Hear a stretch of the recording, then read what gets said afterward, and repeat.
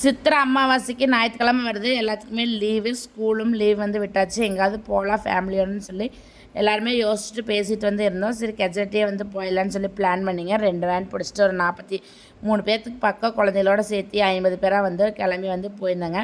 காலையில் 6 மணிக்கு எங்கள் ஊர் மாசாணியம்மன் கோயிலில் வந்து சாமி வந்து கும்பிட்டு அப்படியே வந்து கிளம்பியாச்சு. போகும்போதே செம டான்ஸ் தாங்க வண்டிக்குள்ளே. அந்தந்த பாட்டுக்கு தகுந்த மாதிரி ஸ்டெப்ஸ் போட்டு எல்லாம் காமெடி பண்ணிவிட்டு ஜாலியாக வந்து டான்ஸ் ஆகிட்டே வந்துட்டு போயிட்டோம். ஒரு 9 மணி போலையே பார்த்துட்டிங்க அப்படின்னா பண்ணாரி அம்மன் கோயிலில் வந்து ரீச் ஆகிட்டேங்க. அங்கே போய் பார்த்துட்டிங்கன்னா அமாவாசைக்கு சரியான கூட்டங்க. முன்னாடியே நின்று சாமி வந்து கும்பிட்டுட்டு காலையிலே பிரேக்ஃபாஸ்ட்டு பார்த்திங்கன்னா வீட்லேயே செஞ்சு கொண்டு வந்து போயிருந்தோம். அதுவே வந்து எல்லோரும் ஷேர் பண்ணி அங்கேயே உட்காந்து எல்லாருமே வந்து சாப்பிட்டுங்க ரொம்ப திருப்தியாக. இந்த மாதிரி எல்லோரும் செஞ்சு கொண்டுட்டு வந்து எல்லாம் ஷேர் பண்ணி சாப்பிட்றதுல அவ்வளோ ஒரு ஹாப்பிங்க. ரொம்ப சூப்பராகவே இருந்துச்சு.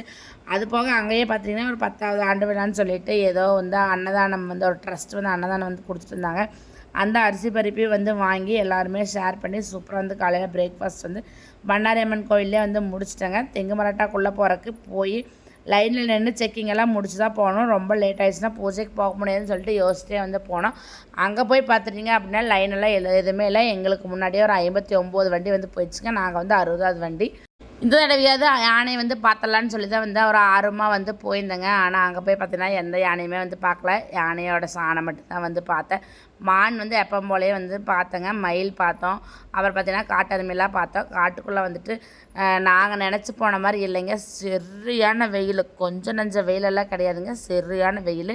எப்படியோ வந்துட்டு ரீச் ஆகிட்ட கோயில்கிட்ட. உள்ளே போய் பார்த்துட்டிங்க அப்படின்னா சரியான ரஷ்ஷுங்க. ஒரு 60 வண்டினா நமக்கு அப்புறமே ஒரு 10 வண்டி வந்திருக்கும் போலே செம கூட்டமாக இருந்துச்சு. சரி ஆற்றுக்கு போகலான்னு சொல்லி போகும்போது அங்கே தீர்த்துக்குடமெல்லாம் எடுக்கிறதுக்கு வந்து பூஜையெல்லாம் முடிச்சுட்டு ரெடி ஆகிட்டாங்க. அவங்கெல்லாம் தீர்த்துக்குடம் எடுத்துகிட்டு போனதுக்கப்புறம் நாம் வந்து சும்மா கைகால் மூஞ்சியெல்லாம் கழுவிட்டு தேஜஸ் தக்ஷிதெல்லாம் வந்து குளிக்க வச்சுட்டு நம்ம வந்து பூஜைக்கு வந்து போய்க்கலான்னு சொல்லிட்டு அவங்களெல்லாம் குளிக்க வந்து வச்சுட்டேங்க. குளிக்க வச்சுட்டு போகும்போதே பார்த்துட்டிங்கன்னா அடிக்கிற வெயிலில் கோயில் முன்னாடி வந்து நிற்கவே முடியலைங்க. கால் வந்து அவ்வளோ சூடாக இருந்துச்சு. சரி நம்ம வந்து கூட்டமெல்லாம் குறைஞ்சதுக்கப்புறம் சாமி கும்பிட்லான்னு சொல்லிட்டு கொஞ்சம் நேரம் ரெஸ்ட் எடுத்துகிட்டு அதுக்கப்புறம் போனால் அப்போ வந்து கூட்டமே வந்து கம்மியே ஆகலை. சரி நம்ம கொஞ்சம் நேரம் பாட்டு பாடலான்னு சொல்லிட்டு பாட்டு பாடி முடிச்சுட்டு அப்படியே வந்து சாமி வந்து கும்பிட்டு அப்படியே வந்து வெளியே வந்துட்டேங்க. மத்தியானம் லஞ்சு பார்த்திங்கன்னா வீட்டிலேருந்தே சாப்பாடு ரசம் தயிர் வந்து கொண்டு வந்திருந்தோம். கரைச்சி குடிச்சிட்டு தயிர் ரசத்தை ஊற்றி கொஞ்சம் சாப்பிட்டு அப்படியே வந்து கிளம்பிட்டோம். டைம் இருந்தால் கொடிவேரி போகலாம், இல்லைன்னா பவானி சாகர் போகலான்னு சொல்லிட்டு வெளியே போகும்போதே பார்த்துட்டிங்கன்னா 5 மணிக்கு மேலே வந்து ஆயிடுச்சு. சரி பவானி சாகரில் போய் மீன் சாப்பிட்டு போகலான்னு சொல்லிட்டு பவானி சாகர் தான் வந்து போயிருந்தாங்க. அங்கே போயிட்டு ஆற்றுல வந்து கீழே இறங்கி குளிக்கலாம் அப்படின்னு சொல்லியிருந்தாங்க. சரி நாங்கள் போய் பார்த்தோம். கால் அளவுக்கு தான் தண்ணி வந்து போச்சு. கை கால் மட்டும் நினச்சிட்டு ஜாலியாக வந்து மீனெல்லாம் வந்து சாப்பிட்டு டின்னரும் வந்து முடிச்சுட்டு வீட்டுக்கு வந்து வந்துட்டோம். இந்த வீடியோ பிடிச்சிருந்தா கண்டிப்பாக லைக் பண்ணுங்கள், ஷேர் பண்ணுங்கள். பாய்.